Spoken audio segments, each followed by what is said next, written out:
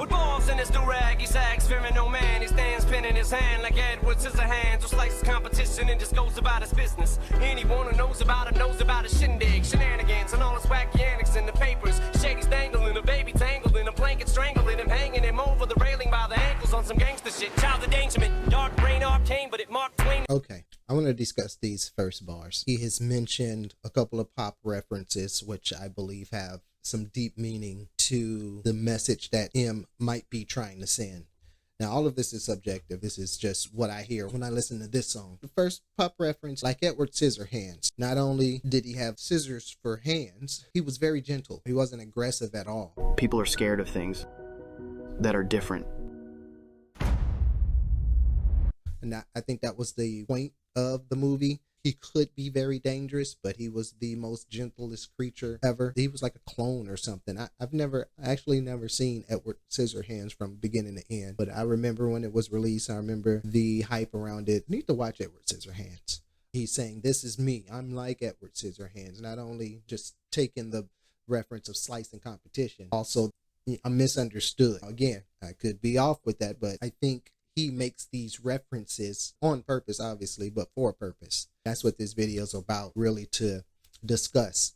Are you hearing those meanings in those bars? But then he makes a reference to shenanigans and wacky antics in the papers, and then makes the second pop reference, tangling a baby over the rail who's tangled in a blanket. Now, he's never been in the news for anything child endangerment. Ever. A matter of fact, I think that's one of his strongest arguments, that he's a good father. He argues that all the time, that he's a good, strong father. So he's never been in any type of child endangerment situation. And I think that is a point he's making here. As bad or arcane as he might be, he's a good father. A huge pop star actually did tangle a baby tangled in a blanket over a rail. If you remember who that was Michael Jackson. Michael Jackson was the pop star that was found dangling a baby over the rail on some gangster-ish, not Slim Shady. But then he explains why he says that in the following line, which I believe is the third pop reference, or just reference. I'm gonna stop saying pop reference. It's just a reference. Dark brain arcane, but it Mark Twain in it. And that's a great use of the word arcane. He says, but it Mark Twain in it. I want to ask the question, what do you think the meaning of that Mark Twain bar is? Go ahead and pause the video. Give it however long it takes for you to type your comment. Let me know what you think he meant by that Mark Twain bar. And then after you finish pausing it, I'll let you know what I think. 1 hour later. All right. What I think he meant by the Mark Twain bar, he was saying, I'm the satirist of hip hop. I'm like Mark Twain, because that's what Mark Twain was. Mark Twain is known as the best humorist the United States has ever produced. He was an author. He wrote a lot of things. He wrote travel guides, essays. He did satire in newspapers. He wrote books. I happen to have a book in my library by Mark Twain. It happens to be the Bible, according to Mark Twain. It is a satire on the Bible. And I believe that's what M is saying. That's what Marshall is saying in that bar. I'm the satirist of hip hop. I use satire to make you laugh, to make a serious point about a topic, and I do it skillfully with words. And he does it skillfully with rhyming words. I think Mark Twain is one of these towering figures in American literature because he is funny and smart and willing to sort of shoot arrows at the most powerful. And I think that there's something deeply in the American character that responds to that. Which explains why he used Michael Jackson's incident as a reference to himself, making a point. I'm not that type of father. I'm a good father. I'm not, you don't find me tangling babies over the rail on some gangster stuff. I'm actually a good father. That's what I believe the point he's making. But he makes it in a satire way, poking fun. That's what I heard when I hear it. Let's listen to the rest. A baby tangled in a blanket, strangling him, hanging him over the railing by the ankles on some gangster shit. Child endangerment, dark brain arcane, but it Mark Twain in it. You aren't taming it, sharp pain in the heart, aiming a bar chamber that carved names in it. Start spraying it, start raving them beats, start craving it. You're at arm's length, you're in harm's way of it. About to show your ass why I'm still a pain in it. Okay, I want to discuss these bars next. First of all, I'm just going to overlook how that snare came in knocking. This beat is hard. But here we are. I used this lyric video here. Shout out to Chill Zone. Link in the description. This is not my lyric video. I like the background and how the words appear on the screen. They're very broad and big. But there are some things that they got wrong that I had to use my own ears and say, yeah, that's not right, what you typed up there. And here's where we get to point that out. He doesn't say chamber to carve names in it as it says on the screen. That doesn't make any sense. Start spraying and start raving on beats. Start raving it. That almost makes sense, but that's not what he says at all. What he says, sharp pain in the heart, aim in a bar, chambered it, carve names in it, start spraying and stark raving, like stark raving mad. You've heard the term stark raving before. It means really mad. And that's the picture he's painting here. He doesn't say on beats. He says, I'm beef, starved, craving it, bar. But let's listen to that again. I want you to hear, chambered it, carved names in it. Dark brain arcane, but it Mark Twain in it. You aren't taming it. Sharp pain in the heart, aim in a bar, chambered it, carved names in it. Start spraying and start raving on beef, start craving it. You're at arm's length, you're in harm's way of it. About to show your ass why I'm still a pain in it. You wanna know how I do it? I can't explain the shit. Mechanics brain with a pinch of Big Daddy Kane in it. But I can show you the ropes till you get the hang of it. Elephantitis to the nuts element of intelligent hoodlum, arrested development. Cellar dwellers and wise intelligence. To read through hell I went. Now, this is the next set of bars I want to discuss here. Mechanic's brain with a pinch of Big Daddy Kane in it. Here he is saying, this is me. And I believe this is the message of the entire song. This is me.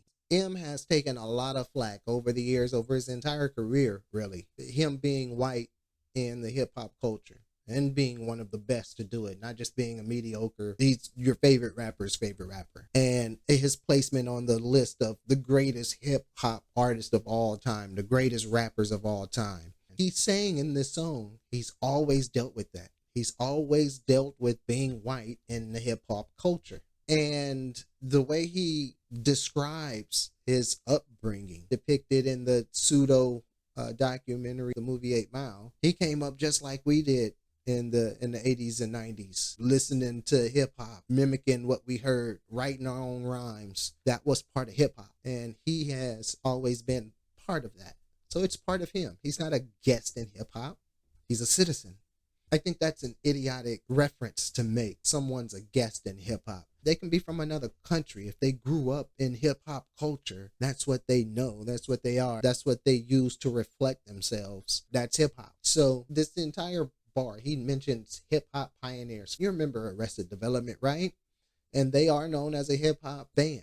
They had that song Tennessee. That was one of the albums I purchased. Lesser known, Intelligent Hoodlum, Cellar Dwellers, and Wise Intelligent. I'd be hard pressed to name tracks from many of these artists other than Arrested Development, because I had their album. But if you didn't grow up in hip hop, these are bars that just went straight over your head. And he's saying he has elements of these artists in who he is, in his makeup. Let's listen to the next round.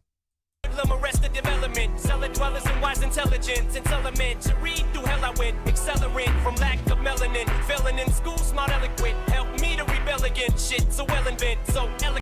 Now it says accelerate on the screen. He says accelerant. Gasoline is an accelerant. It accelerates fire. If you go through hell with gasoline on, which is the saying, you're going straight to hell with gasoline draws on. That means you're going to hell and the pain is going to be accelerated because you're going to have gasoline on you.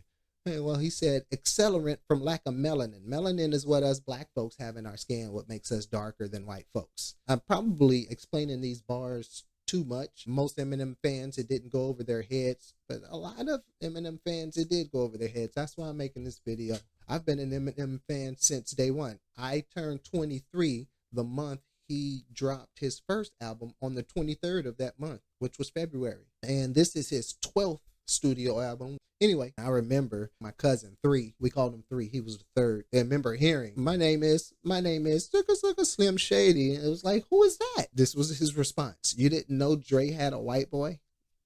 That was his response. I'll never forget it. Dre has a white boy. The rest is history. The first album, the Slim Shady LP, oh my goodness, Brain Damage.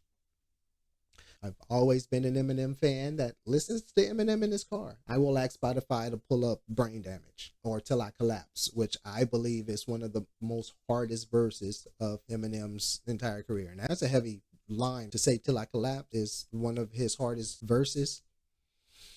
Anyway, let's continue. We see some more mistakes help me to rebel against ish so well and vent.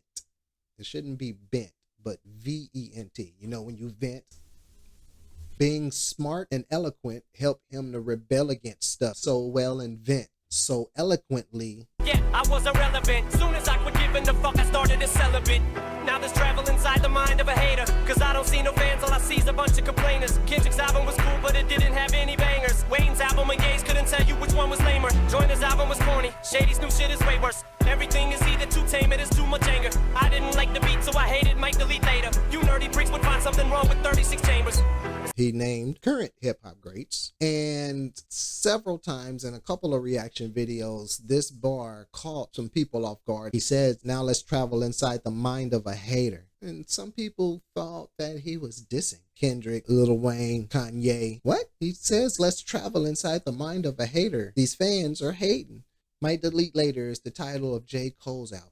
36 Chambers is the title of Wu-Tang's album, regarded one of the best hip-hop albums ever recorded. And I'm hoping I'm not picking apart a Picasso.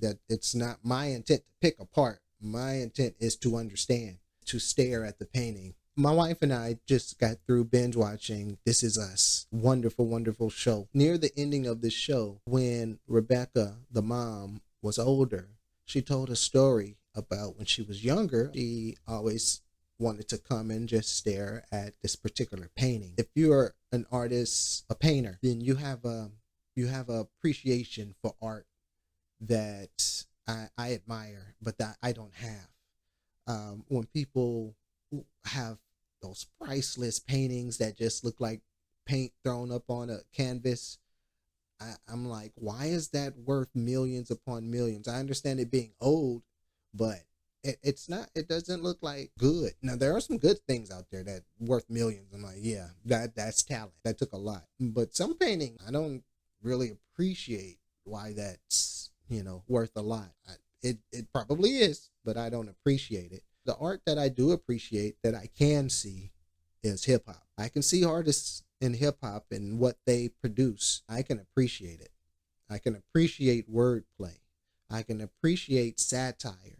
I can appreciate using rhyme schemes to make a point, to say something, to send a message. I've tried at the art myself, and I know how difficult it is, and I know how some rhymes just write themselves. And to be clever and to do it well into your old age, that's talent. And I am an appreciator of fine art in the hip-hop profession. I'm a purveyor. I definitely have no intentions on picking apart. I strictly want to just look at it and appreciate it for what it is. And that's what I hope I'm doing here with this video. So he says, you nerdy freaks would find something wrong with 36 chambers.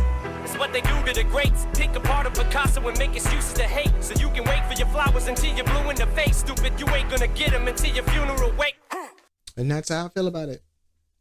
How do you feel about those bars? Renaissance. The title means a callback, a reemergence of something. And I believe M is delivering that message that he's bringing back or calling back to his old self, Slim Shady. I'm going back to my satire, making fun of stuff. I think he does just that in this album, Death of Slim Shady.